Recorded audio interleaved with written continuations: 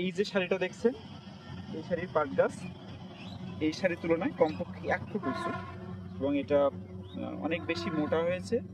পাতাগুলো চওড়া, পাতার রং গাঢ় সবুজ, কিন্তু এই গাছগুলো দেখছেন এগুলো অপেক্ষাকৃত দুর্বল, গাছের উচ্চতা কম, পাতার রং কিন্তু হালকা সবুজ।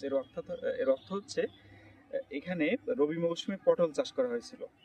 এটা ছিল হচ্ছে পটলের 2টা বেডের মাঝে নালা ছিল, এটা ছিল পটলের বেড। পটলের ক্ষেত্রে সাধারণত নালাতে সার প্রয়োগ করা হয়, বেডে সার প্রয়োগ করা হয় না, এজন্য এই জায়গাটাতে সারের পরিমাণ কম। সে কারণে আমরা দেখছি এখানকার গাছ তুলনামূলক দুর্বল এবং নিচু। এটা ছিল নালা, এখানে সার প্রয়োগ করা হয়েছিল, যে সারের অধিকাংশই ব্যবহৃত হয়নি, সেজন্য এখানকার গাছ হয়েছে অনেক বেশি উঁচু এবং পাট দেখছেন অনেক মোটা হয়েছে।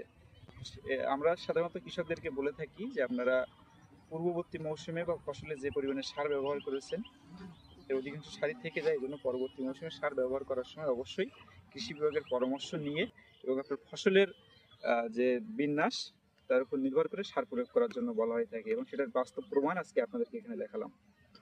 যে সমস্ত ফসল মাঠে অধিক সময় ধরে থাকে এবং বেশি পরিমাণে সার ব্যবহার করতে হয়, এই সমস্ত ফসল সংগ্রহ শেষে নতুন ফসল চাষাবাদের ক্ষেত্রে রাসায়নিক সার ব্যবহার তুলনামূলক কম করার প্রয়োজন হয়। এই বিষয়টা যদি আমরা বিবেচনায় রাখি তাহলে ফসলের চাষাবাদ খরচ অনেকাংশে কমিয়ে আনা সম্ভব এবং ফসল চাষে লাভ করা সম্ভব।